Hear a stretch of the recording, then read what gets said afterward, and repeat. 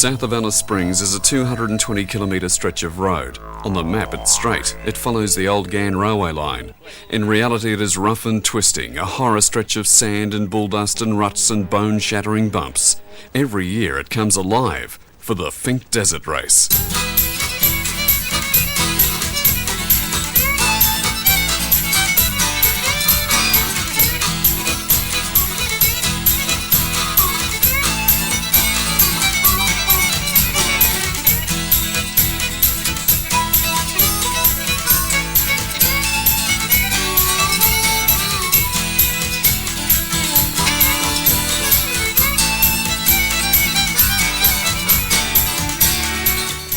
The bulldust is on the approach to the river is pretty horrendous. I mean, we haven't had any rain for that long, it's not funny.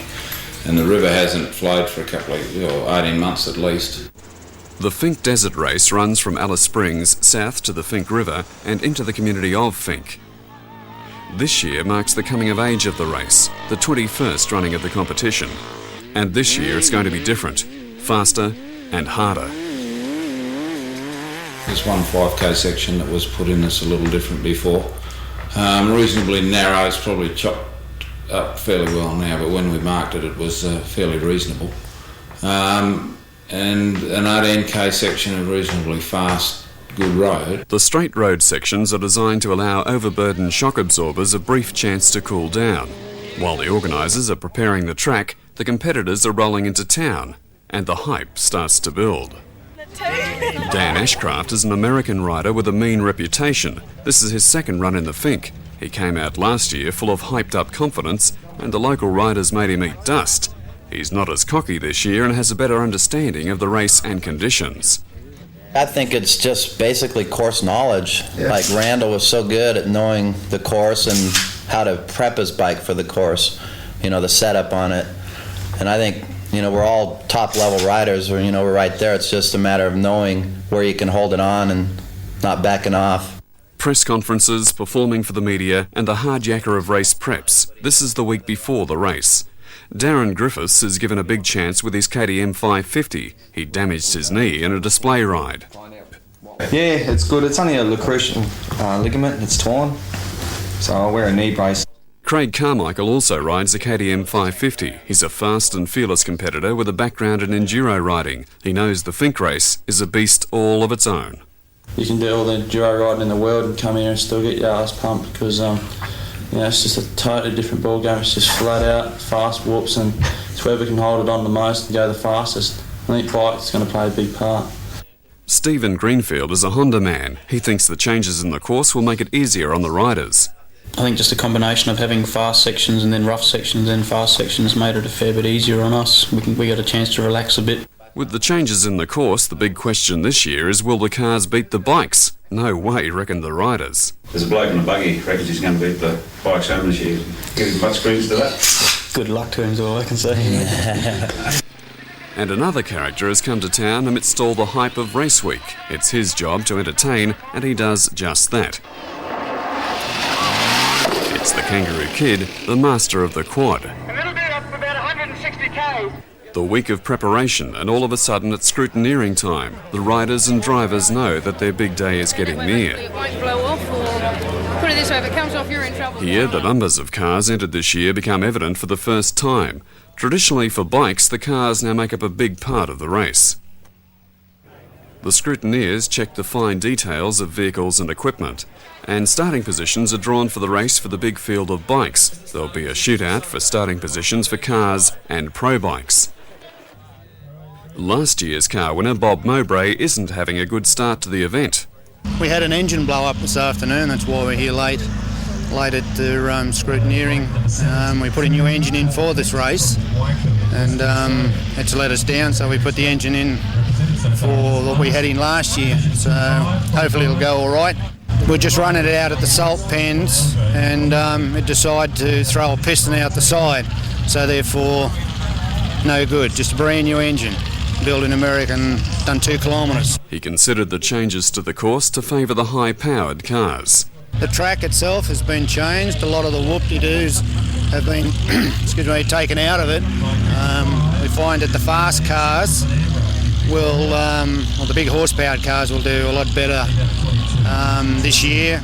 And the Kangaroo Kid at it again.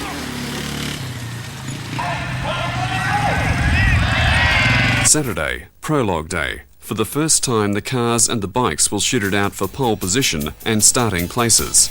The cars are first off the mark.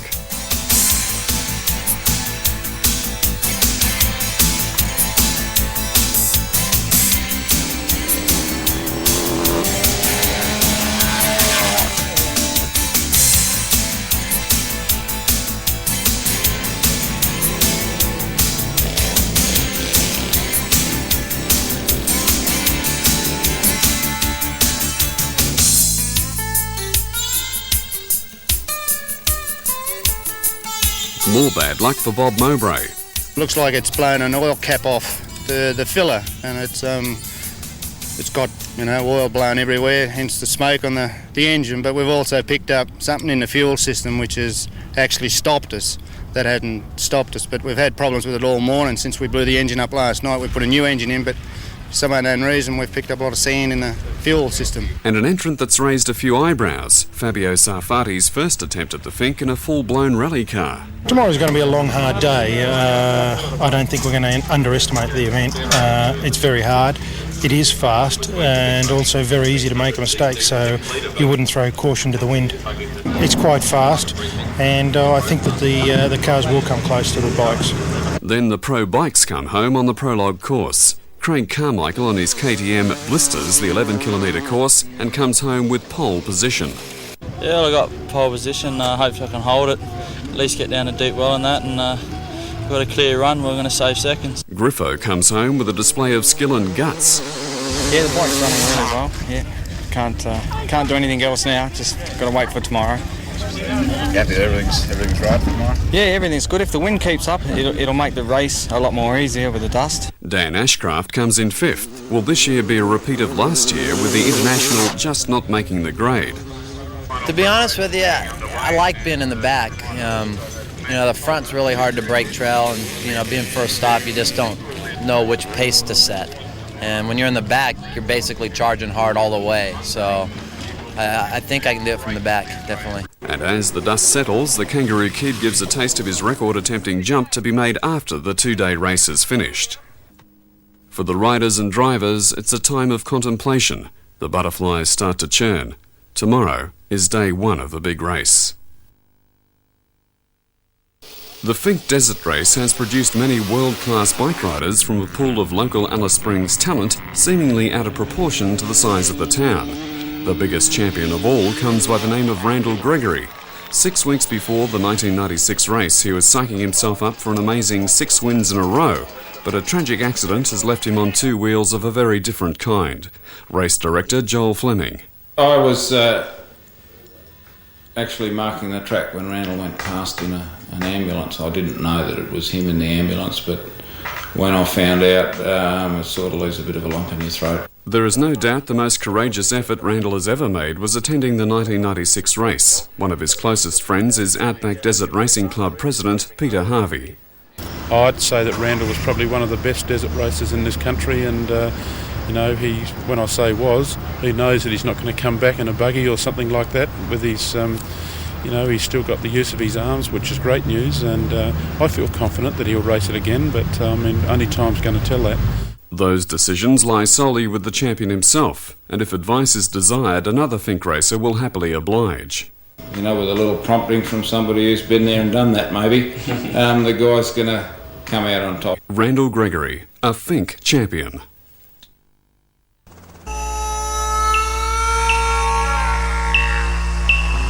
A chill morning, temperatures plunging dangerously close to zero.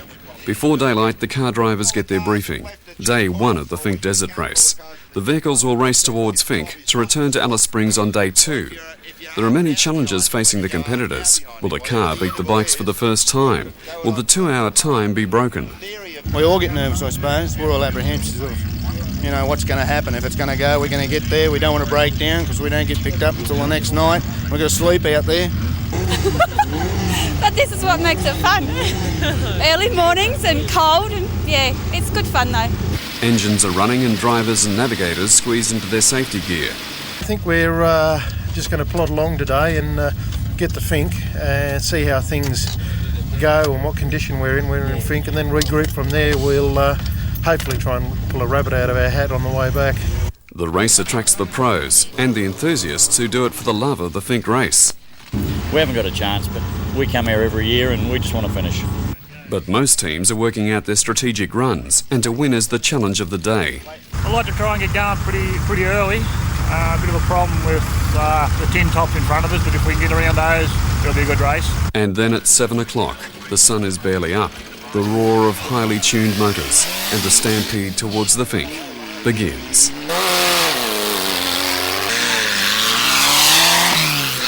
The drivers settle to the task and the cars pound southwards.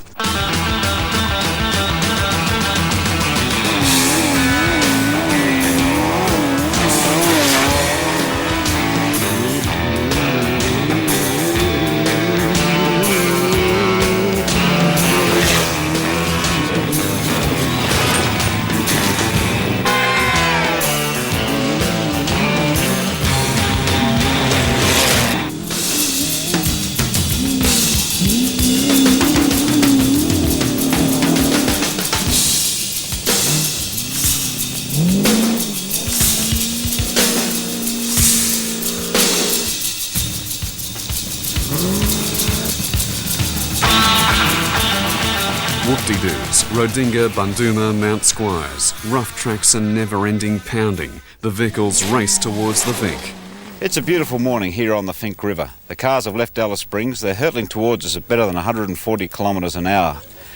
The wind, well, there isn't any. That's going to make conditions pretty horrendous on the track with the dust in such a dry year. In about 20 minutes, we're expecting them to hit the Finke, and that's when the action will start. The waiting continues. 2 hours and no action. The 2-hour mark won't be broken this year. Then in the distance, the scream of tortured engines, a dust cloud through the trees, and then out onto the Finke. The cars are coming home.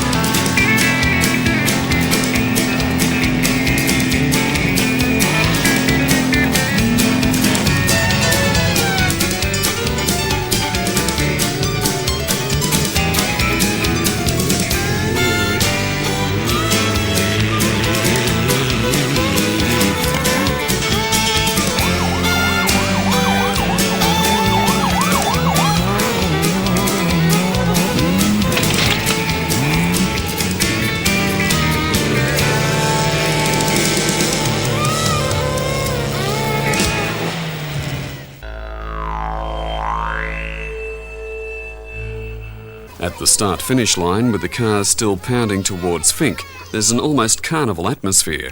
The crowds start to gather as the town of Alice Springs thaws out. It's breakfast time for the workers and nerve time for the competitors. Competitors briefing, and the rules of the day are rolled out. That means full chat because you're going upwards. Okay? So that's pretty easy. These sometimes mean Japanese tourists. Craig Carmichael has pole position. He'll be first off the grid. Actually, the pressure's on now. It's like I don't have anyone to chase all the way down. I don't know how fast those guys are going to go. So, yeah, I wouldn't mind starting back in second or third, but then again, I've got no dust. So I'll take up aerobics. The clock's ticking. The pro bikes will start at 30-second intervals. The rest of the field will leave in waves of 4, according to the draw on scrutineering night. The will to win starts to override nervousness.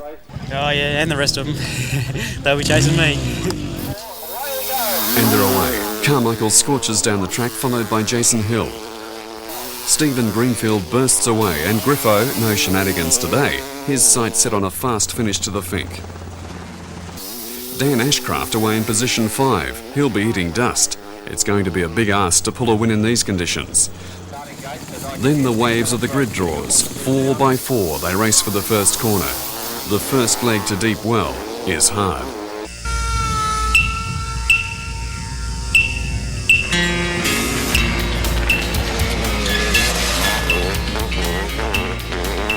In the first leg to Deep Well, pole position holder Craig Carmichael sets a blistering pace, finishing the leg 30 minutes and 53 seconds, only 37 seconds ahead of Griffo. These two are setting the pace, a full 10 minutes ahead of Dan Ashcraft's time for this leg. Between Deep Well and Rodinga, disaster for both Carmichael and Griffiths. The leaders on their KTMs are out of the race. The bikes have left Alice Springs. We've just got a message that the media helicopter couldn't keep up with the bikes. They were travelling that fast. So it's a matter of waiting here on the Finke for the bikes for the action, just to see if they can break the 2-hour limit today. As the bikes race towards the Finke, there are further breakdowns and accidents. There are 4 medivacs by helicopter. On the Finke we're waiting. Expectations for times to beat 2 hours dissolve as the clock passes 1 o'clock. Then a lone rider, travelling fast. Dan Ashcraft has come through the field and is first across the Finke. The Yank is in control. Then the field tackles the Finke.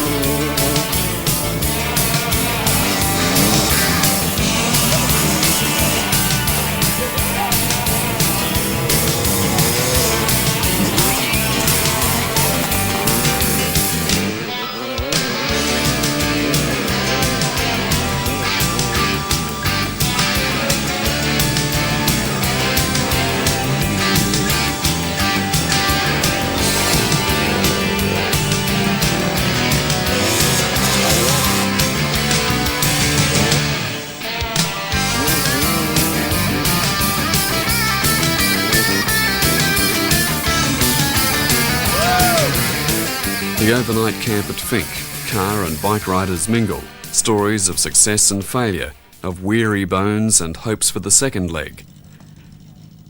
The surprise of the day is that the cars beat the bikes in overall time for day one.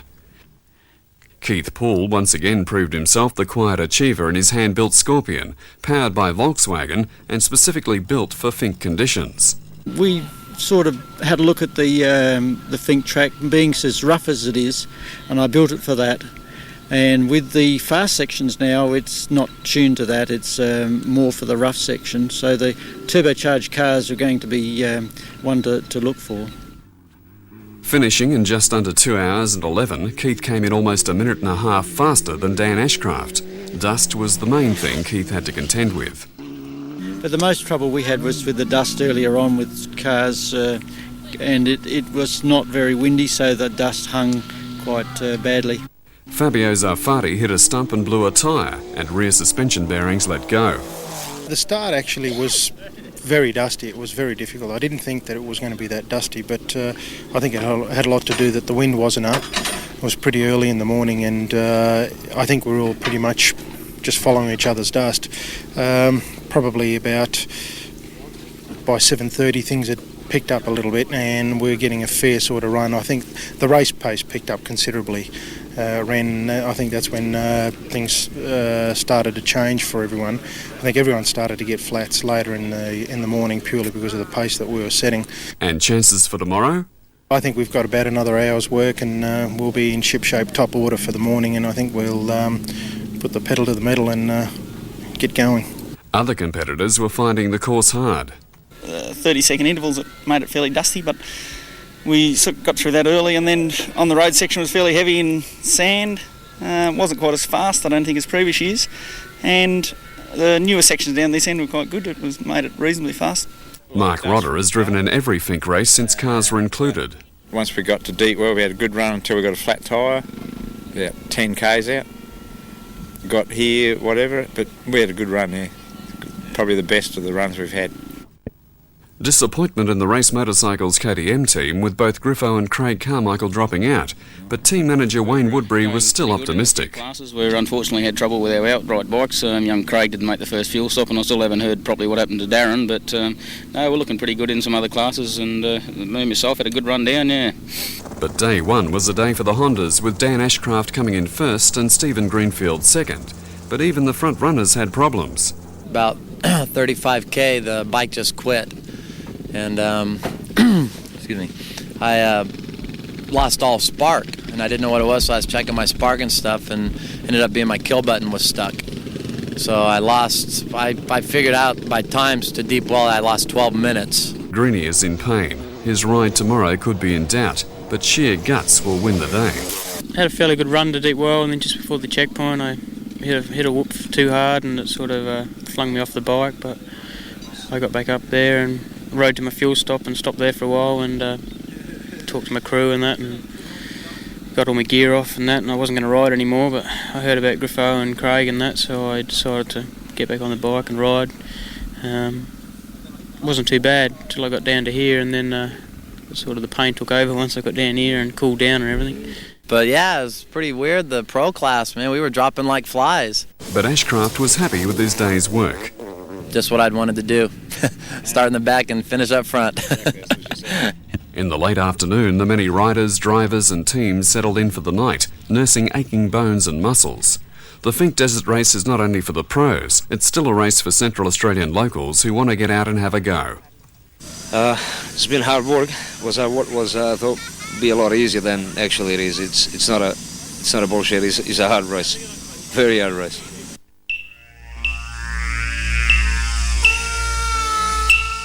It's an early morning start here on the Finke.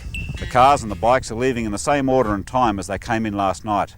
There's quite a stiff breeze, and that's going to reduce the dust hazard for the early starters. Drivers and equipment are settled in and humming as the final leg home is started. The cars are travelling fast. Fabio Zaffari has a good run, trimming minutes off each of his leg times from the way down. Keith Poole maintains his leg times in a wonderful display of consistent driving. Mark Burrows hammers home, trimming his times from day one, and Eric and Kathy Schmidt maintain their times. The dust rises once again as the high horsepower and four-wheelers scour the track, reducing it to a sandpit for the bike riders. As the bikes leave Finke, Dan Ashcraft has the confidence of his lead position. He's flying, and there's no one there to catch him. Steve Greenfield made the race in spite of his injuries. Although in pain, he keeps the pressure on Ashcraft. The cars come home. Keith Poole strips a hefty 5 minutes off his previous day's time for the last leg home. He can smell the victory at the finish line. And he finishes with the fastest time. Very, very happy. It wasn't what we thought we'd do. We knew we had the potential, but we had very good competitors against us. And so we were a bit apprehensive at the start, but we knew we had a good vehicle, and so that's what's brought us home. Second over the line is Mark Burrows. The track was just absolutely magnificent on the way back. The car went without any hitches, so we were real happy. Then came Eric and Kathy Schmidt, the honeymooners. Fabio Zaffari came in fourth, 4 seconds behind the Schmidts and 20 minutes behind Keith Poole. His run opens the way for highly tooled factory-bred rally cars in the Finke Desert Race. I've got to say that the Finke isn't for the faint-hearted, I've got to tell you. It's really, really hard going. At the end of the day, the pace that the boys set, it makes it so hard to keep up with them. And they go 11/10 all the way, and I take my hat off to them. But it's an amazing race. The cars rocket through the finish line, some dreams dashed and most just happy to finish. Drama is still high out amongst the whoop-de-doos as the bikes tackle the hard conditions and race for Alice Springs. And first to the finish is American Dan Ashcraft. Over this side, thanks Dan, as he crosses the finishing line at some sort of a magnificent speed. As he gets off, the competition between the bikes and cars are uppermost on his mind. Did I beat the cars? Yes. Did I beat the cars? Yes. You're the first international to win the Finke Desert Race. Oh, I feel great. It's one of my best wins ever. Sweet as a Baja 1000 win, definitely. I just wish that everybody else would have been in there. You know, everybody broke down yesterday, and I would have liked to have beaten them. I think I could have. I was really riding good. And still happy with his time beating the cars. I wasn't going to let those guys beat me. I figured if they were beating me, I was just going to keep going right to the airport. The medal for guts and determination for the day goes to Stephen Greenfield. Crossing second, he'd ridden almost the entire race with a broken bone in his hand, without knowing it. Exhausted, he hits a small anthill and loses it, on the right side of the finish line. very sore, but happy to be back here. Second to an American. Yeah, it's not good, I know. I've ashamed us all, but he rode fast all day. I had bad luck yesterday. He had a bit of bad luck yesterday, so he's just a good rider. Third across the line was Andy Hayden, representing the great push made by the 250 riders, keeping up with the outright bikes with twice the horsepower. How do you think I feel? Yeah, fairly tired at the moment. Yeah, for sure. Happy with your placing? Yeah, definitely rougher. I'm wrapped with my placing, considering I'm on 250. It'll be up this high, I'm wrapped, yeah. So the 1996 Finke race draws to a close as the last bikes and weary riders cross the line.